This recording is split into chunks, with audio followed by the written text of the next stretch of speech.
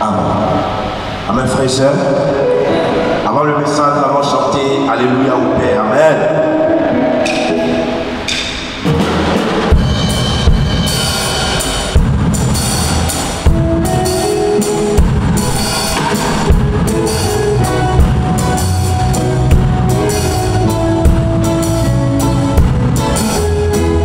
Pour ceux qui peuvent se lever, on va se lever et acclamer notre Dieu.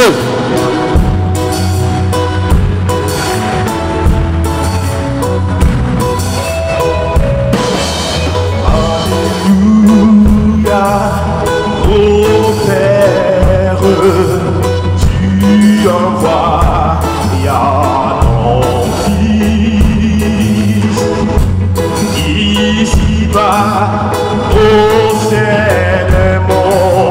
qui ne l'a pas accueilli.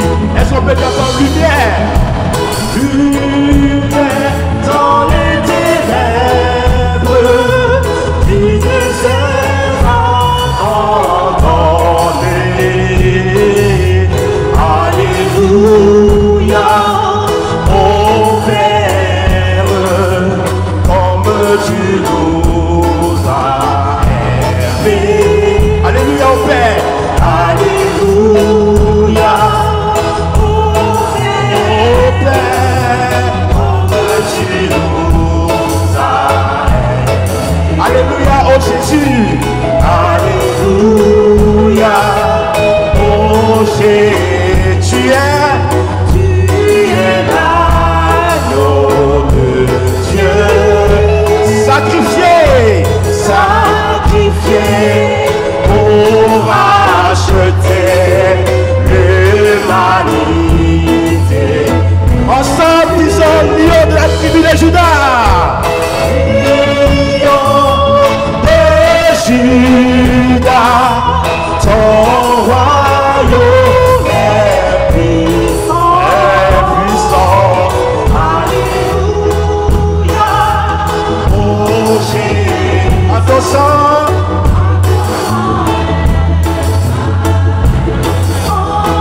Alléluia, oh Jésus, à ton sang.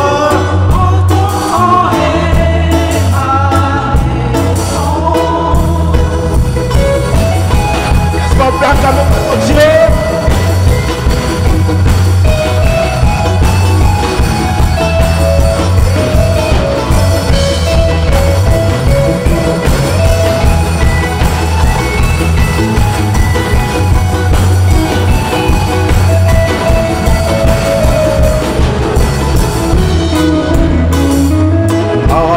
Alléluia, Esprit divin, qui souffle dans nos cœurs, nos convaincre de nos fautes, nos aidants dans nos peurs.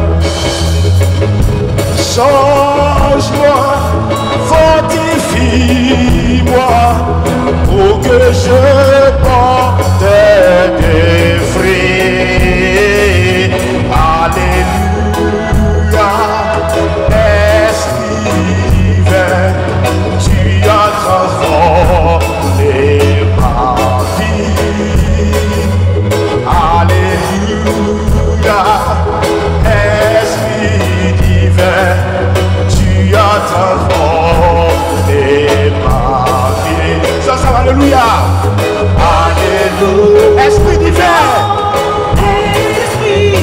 qui souffle.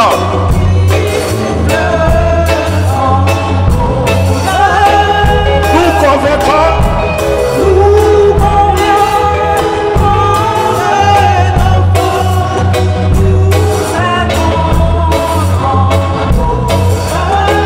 Oui, change-moi.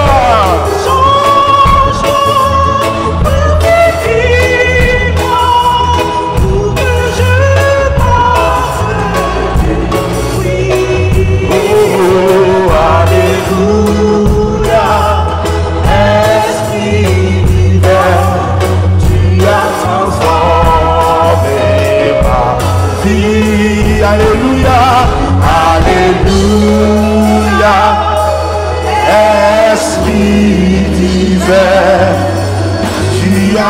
transformé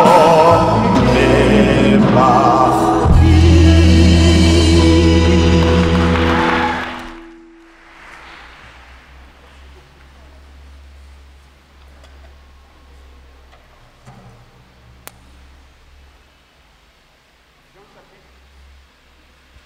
Jean chapitre 14.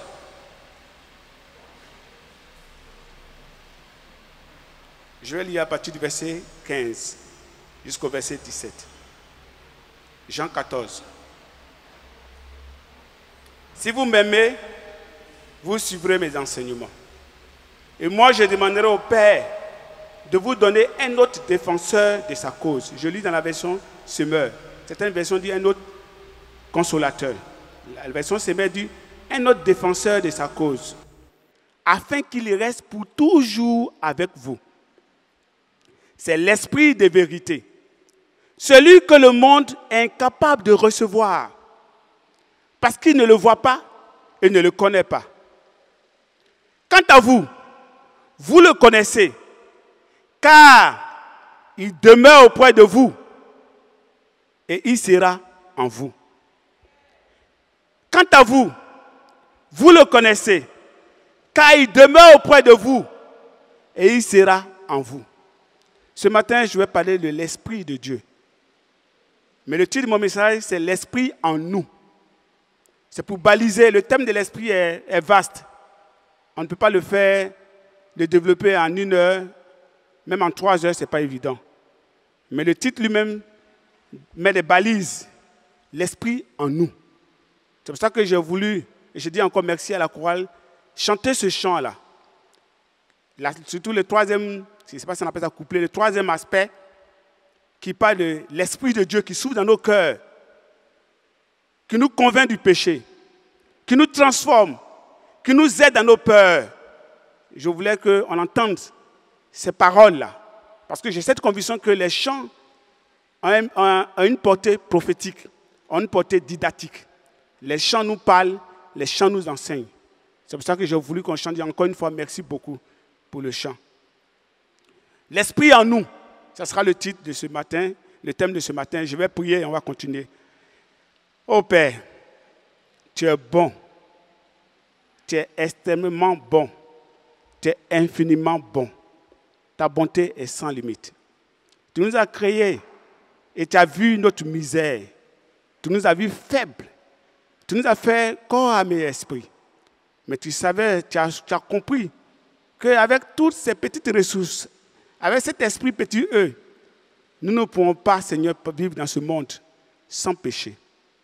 Père, tu nous as apporté une autre ressource, qui est ton propre esprit. Tu l'as pensé, tu l'as programmé et tu l'as réalisé. C'est cet esprit qui nous aide et cet esprit qui nous permet de te voir au dernier jour. Ce matin, je voulais parler de l'Esprit. Parler de l'Esprit, c'est parler de toi. Et ce n'est pas facile de parler de l'Esprit. C'est pour ça que depuis ce jour où j'ai pensé à faire ce message, je t'ai supplié de m'utiliser. Je t'ai supplié de m'utiliser quand j'étais en train de rédiger. Je t'ai supplié de m'utiliser encore quand maintenant je vais rendre. S'il te plaît, que ton esprit seul, qui agit, qui sait agir, qu'elle interprète par excellence, m'utilise comme un instrument entre tes mains. Et que gloire, honneur, majesté, puissance te reviennent pour des siècles et des siècles. Selon ton Fils de prier. Amen. Jean 14, 15, comme je l'ai lu tout à l'heure, à la fin du verset 17, il dit, quant à vous, vous le connaissez. Il parle de l'esprit du consolateur, d'un autre défenseur de la cause, de notre Seigneur Jésus-Christ. Et il dit, il demeure en vous. Et après, il dit, mais il sera en vous. À travers ce passage, il montre 2 états, 2 situations, 2 positions dans lesquelles nous sommes avec l'Esprit. L'Esprit qui demeure auprès de nous, mais l'Esprit qui est en nous. Si vous remarquez bien, le premier état était déjà là. Il dit, il demeure auprès de vous. L'Esprit est déjà là. Depuis la création, l'Esprit est là. Mais ce que Dieu voulait faire maintenant, c'était que l'Esprit soit en nous. C'était ça, son plan. Sinon, dès la création, l'Esprit était déjà là. Amen. 2 états. Le premier état est lié à l'action providentielle de Dieu. Le premier état. est liée à l'action providentielle de Dieu. Qu'est-ce que je veux dire par là? En Genèse 1, verset 1 à 2, la Bible dit, au commencement, Dieu créa le ciel et la terre. Ça, c'est l'action créationnelle. Dieu qui crée. Et après, on dit, et la terre était informe et vide. Informe et vide, en fait, c'est une traduction, ça m'a fait sourire quand j'ai vu ça, une traduction d'un mot hébreu, tohu bohu, que nous on utilise, et on pense que c'est un mot peut-être vulgaire, mais qui est purement de l'hébreu qu'ils ont franchisé, qu'ils ont pris ça pour le français, qui a été traduit par informe et vide. Les ténèbres couvraient l'abîme. Et puis il ajoute, l'Esprit de Dieu planait au-dessus des eaux. Donc après l'action créationnelle, il y a l'action providentielle de Dieu. L'Esprit s'assure d'assurer la maintenance de toute la création. L'Esprit s'assure d'assurer la préservation de ce qui a été créé. Ça, c'est l'action providentielle de Dieu. Amen. L'Esprit de Dieu planait au-dessus des eaux. Action providentielle de préservation. L'Esprit a agi avec plusieurs personnes dans l'histoire des hommes, même avec des non-juifs, comme Cyrus et comme d'autres personnes. Mais la promesse de « il sera en nous » là, cette promesse a ses racines même dans l'Ancien Testament. Comment l'Esprit sera en nous? En fait, nous on a déjà ça déjà. Mais je me mets, bon, ça c'est l'interprétation, je me mets dans, quand il parlait, au moment où il parlait, là, au moment où il disait l'Esprit sera en vous, là, c'est là-bas que je me suis mis. Voilà, donc je suis obligé de me mettre là pour mieux comprendre le passage.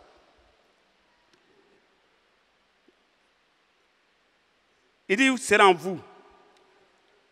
Donc, la semaine dernière, nous avons parlé de l'évangile. Il y a 2 semaines, je pense.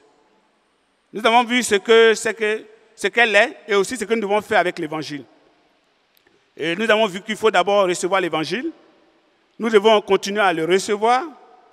Il faut le garder dans notre cœur et il faut le transmettre, le partager correctement. Aujourd'hui, nous parlerons donc d'un défenseur de l'évangile. Quand je dis un autre défenseur de sa cause, c'est un autre défenseur de l'évangile. C'est pour ça que j'ai pris ce thème, c'est lié au premier thème. Parce que sans le consolateur, sans l'esprit, l'évangélisation ne peut pas marcher. Un autre défenseur de la cause du Seigneur, un autre soutien, un autre avocat. Donc nous allons voir 3 points. D'abord la promesse.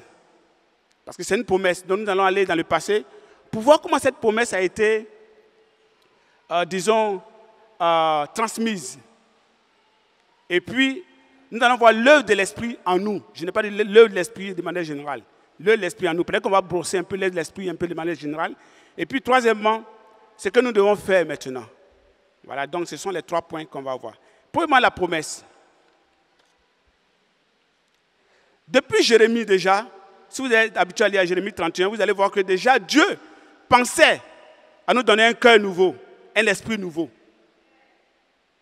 Il voulait le faire pour qu'on obéisse, on lui obéisse. En Ézéchiel 36,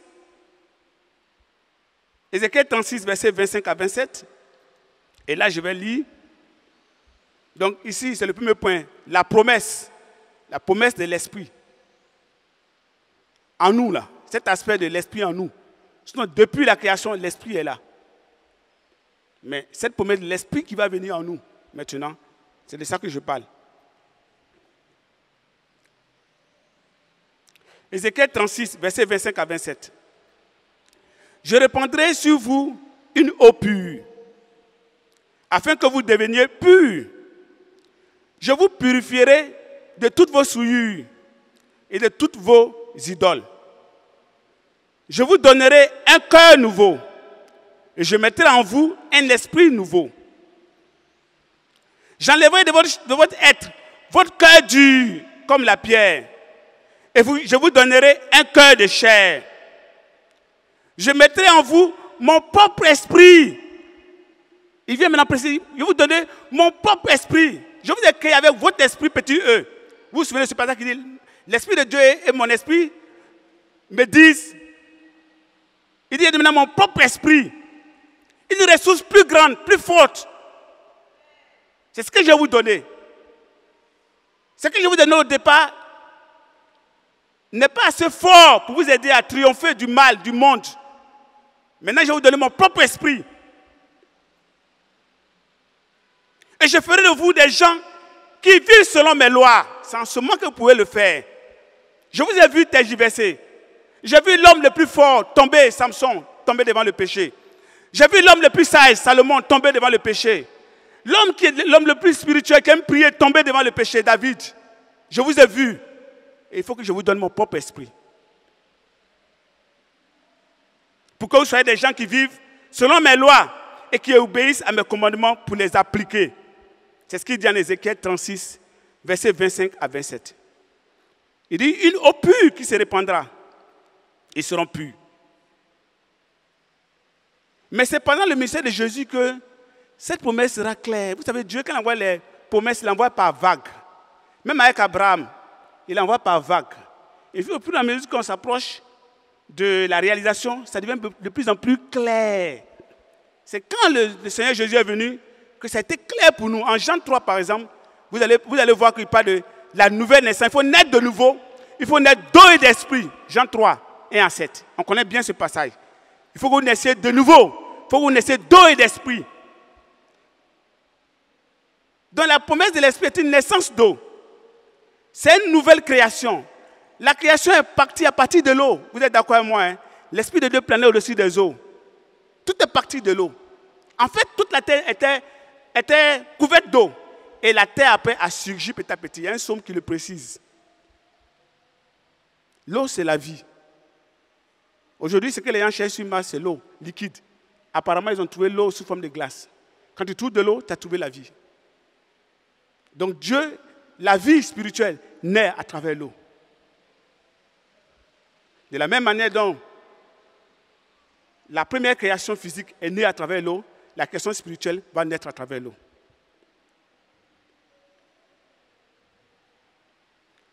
Parmi les 4 éléments, qui sont l'eau, l'air, la terre, le feu, l'eau est la source de la vie.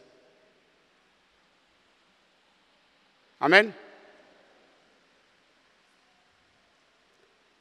Le psaume 136 dit que c'est de l'eau qui jaillit notre terre. Amen. Donc, et vous savez que le globe terrestre est constitué en grande partie d'eau, c'est-à-dire la terre là. Le premier jugement, grand jugement de toute l'humanité, c'est fait à travers l'eau, le déluge. Le deuxième jugement, ce n'est pas l'eau, hein. Ça sera le feu, c'est un autre élément. Le corps humain est constitué, si je ne me trompe pas, les médecins sont là, de 70% d'eau. C'est vrai? Amen, merci beaucoup. 70% d'eau. L'eau, c'est la vie. Amen. Donc la nouvelle naissance se fera dans l'eau. Amen. Je précise cela. J'ai eu quelquefois à discuter avec certains groupes sur le baptême. Donc quelquefois, il fallait trouver les arguments pour expliquer, pour que les gens comprennent clairement. En Jean 4, notre Seigneur reprend, toujours parlant de la nouvelle naissance, qui est liée donc à, disons, la nouvelle création, ou bien la vie par l'esprit, qui est liée aussi à l'adoration. En Jean 4, 23 à 24, il va dire, on adore Dieu à l'esprit et en vérité. Amen. Donc, petit à petit, la promesse vient par vague et c'est précise. En Jean 6, ce sont 3. Jean 6, ce sont 3. Jean 6, 63, le Seigneur dit, c'est l'Esprit qui donne la vie. L'homme n'aboutit à rien par lui-même. Ce n'est pas possible. On a tous essayé. Nous tous autant que nous sommes. Sans l'Esprit de Dieu, on ne peut pas. J'ai célébré un mariage hier de Léon. C'est pour ça que les frères de la soeur vient de... Elle est vers Boisseau là. Léon, je le connais depuis 2002. J'ai étudié la Bible avec lui. Imaginez quelqu'un qui reste chaste, fidèle à Dieu, mais chaste, depuis 2002 jusqu'à aujourd'hui. Si ce n'est pas l'esprit, est-ce que c'est possible? Vous allez me dire, oui, c'est peut-être possible. Mais quand il dit chaste, c'est en même temps dans les pensées. Parce que moi, je sais ce que c'est. On connaît nos impuretés qu'on a. On voit les impuretés qu'on a. En dehors des actes sexuels, il y a les impuretés, mais qui restent là. Et je l'ai vu avec toutes les tentations. Parce que j'ai dormi chez lui à Sikansi. J'ai vu. Il est resté jusqu'à ce que Dieu lui donne la femme qu'il avait prévue pour lui. Ça, c'est l'Esprit de Dieu qui fait ça. C'est la plus grande ressource que Dieu peut nous donner. Donc si tu n'as pas l'esprit, tu as raté. Il dit c'est l'esprit qui donne la vie. L'homme n'aboutit à rien par lui-même. Les paroles donc que je vous ai dit sont esprit et vie. Amen. En Jean 7, 37 à 39, retenez bien, ça c'est une des choses, un principe qui est très bon. Les promesses viennent souvent par vagues. Et puis au fur et à mesure qu'on s'approche des séances, de la réalisation, elle se précise petit à petit. Elle se précise petit à petit. En Jean 7, verset 37 à 39, c'est le Seigneur toujours maintenant, parce que c'est lui maintenant qui est en train d'expliquer. Le dernier jour de la fête, le jour le plus solennel, Jésus s'éteint devant la foule et lança à pleine voix. Notre Seigneur était extraordinaire. C'est-à-dire, il vient puis il lance quelque chose et puis il va voir comment vous allez réagir. Il était incroyable. Il lance à pleine voix. Si quelqu'un a soif, qu'il vienne à moi et que celui qui croit en moi boive. Waouh! Car comme le dit l'Écriture, des fleuves d'eau vive jailliront de lui. Si c'était arrêté là, la Bible était arrêtée là, nous on allait avoir des problèmes pour comprendre ce passage-là. Dieu merci, comme la Bible sait qu'on est tellement limité, il y a une explication qui suit. Verset 39. En disant cela, il faisait allusion à l'esprit que devait recevoir plus tard. Donc, au moment où il parlait, plus tard, ceux qui croiraient en lui. Il ajoute, en effet, en ce moment-là, au moment où il parlait, il y avait bien l'esprit qui agissait. Mais l'esprit en nous, là, ce n'était pas encore réalisé. En ce moment-là, l'esprit n'avait pas encore été donné parce que Jésus n'avait pas encore été glorifié. Ça nous permet, si vous faites des études bibliques, d'aider certaines personnes sur la conversion. Ça va vous aider beaucoup, ce genre de passage-là. Sur comment on reçoit l'esprit, comment on devient chrétien, ça permet. Donc c'est la même promesse qui est venue, mais qui se précise, qui devient plus claire. Plus claire.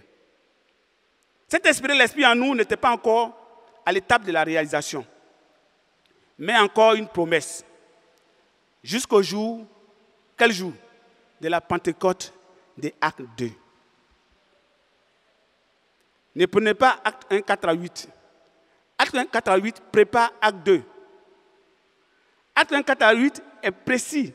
Et c'est pour ceux qui sont là. Dans le passage lui-même, il balise. Il dit restez à Jérusalem. Donc il parle à des gens qui doivent rester à un endroit. Vous recevrez sa puissance. Vous serez mes témoins. Donc c'est à eux qui parlent. Mais quand il lit Acte 2, 37 à 38, qu'est-ce qui fait que s'ils étaient arrêtés là, je vais lire ce passage-là. Acte de 37 à 39. Donc c'est un acte de maintenant que ça va se réaliser. Pierre leur répondit, changez ou bien repentez-vous et que chacun de vous se fasse baptiser au nom de Jésus-Christ pour que vos péchés vous soient pardonnés. Alors vous recevrez ce que depuis longtemps j'essaie de vous dire. J'ai essayé de passer, mais vous ne comprenez pas à l'époque. Mais petit à petit, je sais que ce n'est pas facile à comprendre ce que moi j'ai dit, mais petit à petit, maintenant, je pense que je peux vous dire cela. Vous recevez quoi? Le don du Saint-Esprit. Et il ajoute, si l'État était là, moi je suis pas, je voulais dire je suis bizarre. En fait, il me pose trop de questions. J'allais me dire, est-ce que ça là, c'est pour moi aussi? Ça, c'est comme ça que je suis. Donc Dieu savait qu'il y a des gens comme Desi. Il a ajouté, la promesse est pour vous, pour vos enfants et pour tous ceux qui sont au loin. Que ce soit à Abidjan, à Ouagadougou, à Dubaï, à tous ceux, pendant qu'ils étaient à Jérusalem, tous ceux qui sont loin, qui existaient, tant qu'ils existaient, en aussi grand nombre, il n'y a pas de limite. Il n'y a pas un jour où on dit, bon, la promesse est finie, on a compté les gens. Vous savez combien? Ça fait 2 885 personnes sauvées. Bon, c'est bon. Notre Dieu a trop adopté. Oh non, c'est bon. Vous ne fatiguez pas, papa. Ça fait trop d'adoption. Donc, comme c'est bon, vous là, vous n'êtes pas vu venir, hein, c'est bon. Il dit, en aussi grand nombre, tant qu'il y a des gens qui seront prêts, qui vont se repentir là, ils vont connaître cette promesse-là se réaliser dans leur vie. C'était ça la promesse. C'est cette ressource que Dieu voulait donner. Il a préparé le cœur, il a créé des situations, il a préparé les Juifs jusqu'à ce moment-là. Et il a donné cette ressource-là pour nous aider dans notre marche chrétienne. Amen.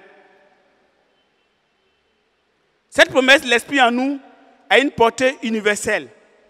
C'est pour tous les hommes, pour tous les lieux et pour tous les temps. pour tous ceux qui arrivent à la repentance. Ce qui veut dire quoi? Quand nous étudions la Bible, nous devons conduire les gens à la repentance. Parce que tant qu'il n'a pas conduit à la repentance, si tu le baptises, c'est un cours de natation mal fait. C'est ça qu'on le conduit. Tout ce qu'on fait, l'étude de péché, l'étude de tout ça, là, c'est l'amener à la repentance. Et puis, bien sûr, il y a les études qui viennent clarifier après la vie qu'il va vivre dans le royaume de Dieu. Comme l'étude d'église, ainsi de suite.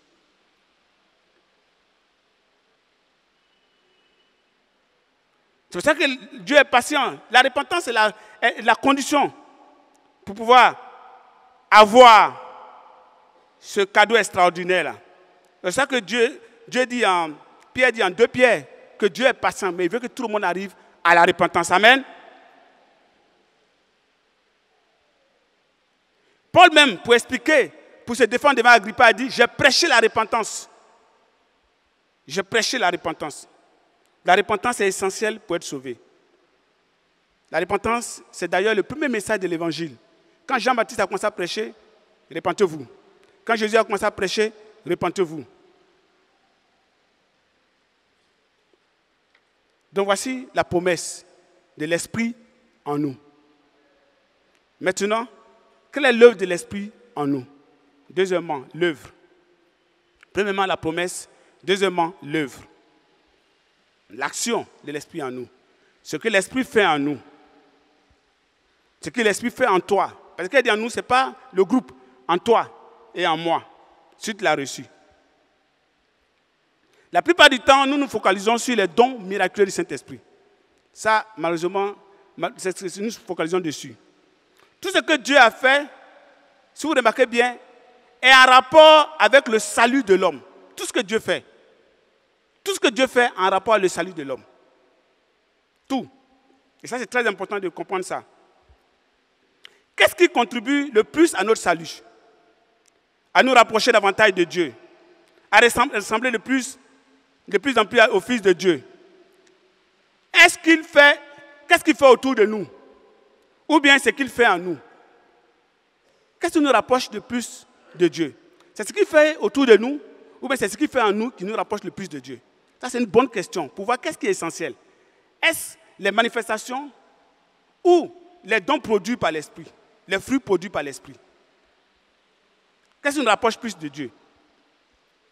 Si nous prenons le temps d'étudier les passages ou les promesses qui sont relatifs au consolateur, vous allez remarquer une chose.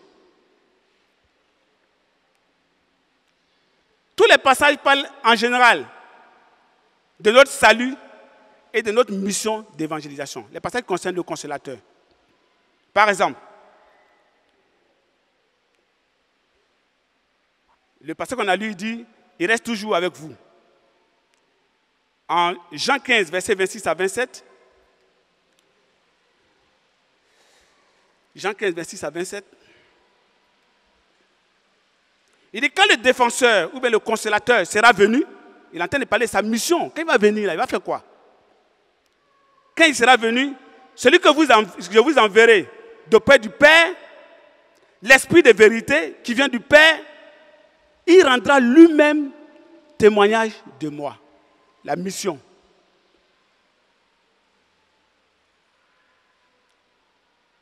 La mission. Même quand nous revenons au passage de Jean 14, où il dit, il sera auprès de vous. Quand on regarde dans le contexte, le verset 1 de Jean 14, il dit que votre cœur ne soit pas troublé. C'était pour nous encourager dans les moments difficiles. En Jean 16, verset 8 à 11, Jean 16, 8 à 11, toujours parler du consolateur, parce que ce sont les références au consolateur, au paraclet, au paraclétos, qu'on aime utiliser. Voici les références. En Jean 16, 8. Et quand il sera venu, toujours, quand il sera venu, il va faire quoi? Il prouvera au monde, ou bien il va faire quoi? Il va permettre à tout le monde de parler des langues, il va parler aux gens de prier de telle manière. Il dit, quand il sera venu, il prouvera au monde qu'il s'égare au sujet du péché. L'esprit. De ce qui est juste et du jugement de Dieu. Au sujet du péché, parce qu'il ne croit pas en moi. Au sujet de ce qui est juste, parce que je m'en vais auprès du Père et que vous ne me verrez plus.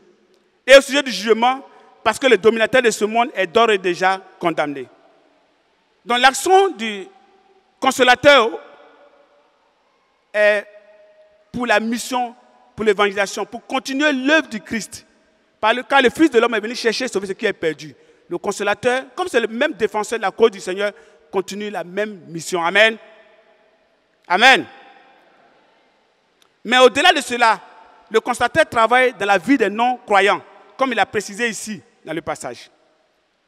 Il convainc le monde du péché et de son besoin de salut. Celui qui crée le besoin du salut. Vous voyez des gens qui cherchent Dieu. C'est Dieu qui fait ça. C'est le consolateur qui fait ça.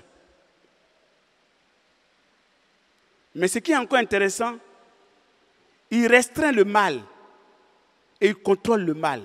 S'il n'y a pas l'Esprit de Dieu, ce monde serait pire que ce que nous avons aujourd'hui. Lisez un passage texanicien qui m'effraie toujours. Je n'arrive pas à l'interpréter, mais le passage dit à peu près ceci. Que c'est parce que le mal va venir sur une forme plus dangereuse, l'abomination. Et puis il dit que si ce qui est là, que le maintien n'était pas là, ce serait plus grave. Ça, c'est le rôle de l'esprit, de contrôler le mal, de restreindre le mal, de limiter le mal.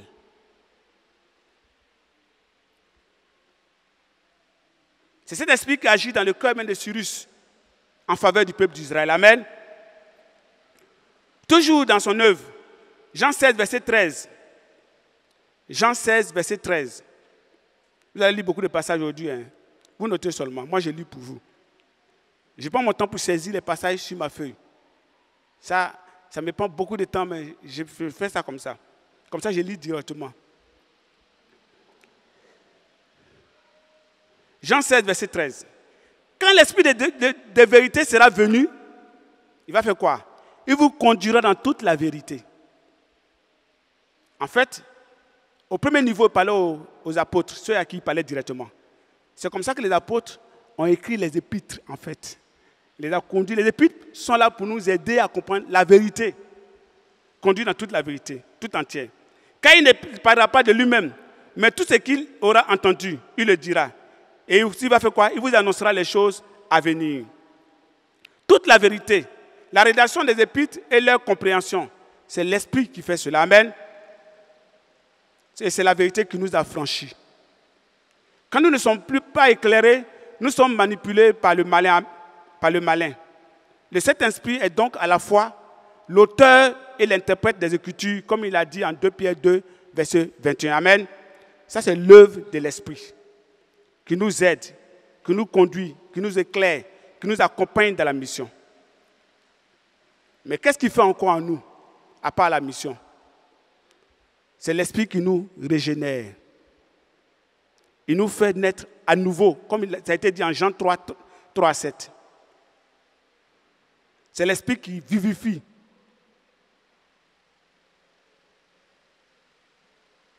C'est l'Esprit qui nous sanctifie. C'est l'Esprit qui nous scelle.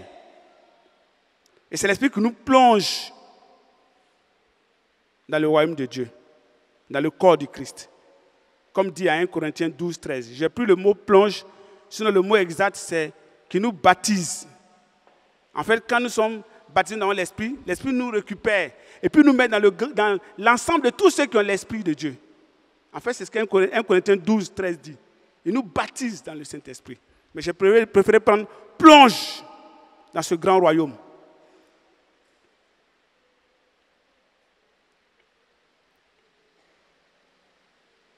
Romains 8, 15 à 16.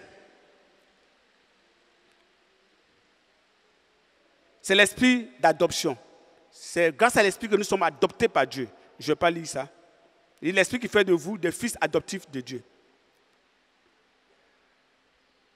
Voici l'œuvre de l'esprit en nous. Il nous régénère, il nous transforme. C'est pour ça que le passage dit, change-moi, fortifie-moi, pour que je porte du fruit. Qu'est-ce que l'esprit veut faire en plus? L'esprit veut nous remplir. L'esprit veut te guider et te conduire. Quand nous luttons constamment avec des péchés, puis ça dure, c'est que l'Esprit ne nous a pas remplis. L'Esprit veut nous conduire, veut te conduire, te guider. L'Esprit veut t'instruire, te conduire dans toute la vérité. Mais aussi, il veut te donner sa puissance. Ça veut dire quoi? En réalité, le véritable combat du chrétien, c'est contre la chair, c'est contre la chair. Donc, il y a un combat, au départ, contre la chair et l'esprit. C'est-à-dire la chair. On était dominé par la chair, l'esprit est venu, il y a eu un combat. Et l'esprit a pris la place. Et la chair veut reprendre sa place qu'il avait au départ. Donc maintenant, c'est le combat, l'esprit contre la chair. Romains 8,13 le dit. Donc l'esprit nous aide dans ce combat-là. Il nous donne la puissance. Donc laissons l'esprit nous remplir. Amen. Zacharie a dit que ce n'est pas par notre force, mais par l'esprit de Dieu que nous pouvons vaincre. Amen.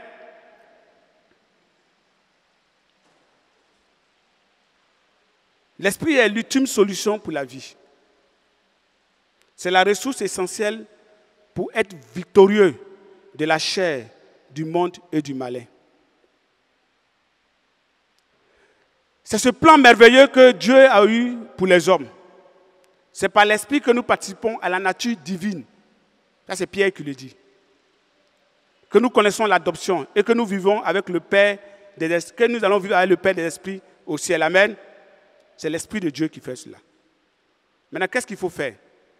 Une seule chose. En Galates 5, verset 16, la seule chose, c'est de lui céder la place. Laissons l'Esprit de Dieu nous diriger, nous remplir. En Galates 5, verset 16, je vous dis donc ceci.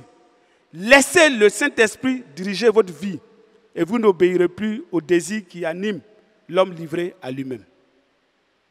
Laissons l'Esprit de Dieu nous diriger. Prions pour cela. Cherchons cela pour que l'Esprit de Dieu nous dirige. Quand nous lisons le passage dans le même contexte de Galates 5, versets 22 à 25, voici les indicateurs pour voir si l'Esprit de Dieu nous dirige.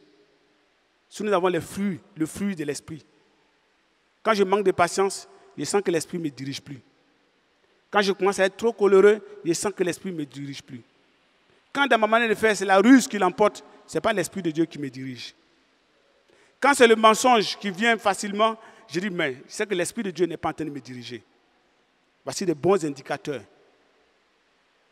Quand il y a les critiques à l'égard des hommes, ou même de ceux qui nous dirigent, des gouvernants, constamment, je sens que l'Esprit de Dieu n'est pas en train de me diriger, me conduire. Je dois le laisser me remplir. Comment? À travers la parole, à travers la musique, les chants. À force de les écouter, je me remplis de l'Esprit de Dieu. Et à force de confesser, je me vide de tout ce qui est chair. Et c'est comme ça que je me remplis de l'Esprit de Dieu. L'Esprit veut produire son fruit en nous. Laissons-lui produire le fruit. Soyons une terre fertile pour que l'Esprit produise des fruits. Ce sont les fruits là qui montrent si l'Esprit de Dieu nous dirige ou pas. L'Esprit en nous, c'était le rêve de Dieu. C'était le plan de Dieu.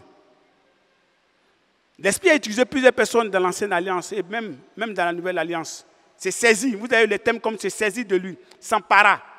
Mais Dieu voulait une présence permanente en nous. Il l'a fait avec Saül. Après, il a laissé.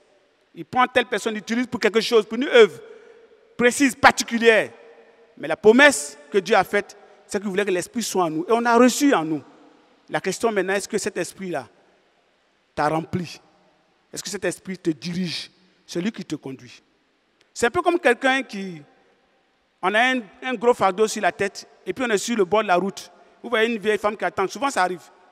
Si on vous raconte même que moi, ma mère est devenue la femme de mon père parce que mon père a pris sa tante sous la pluie.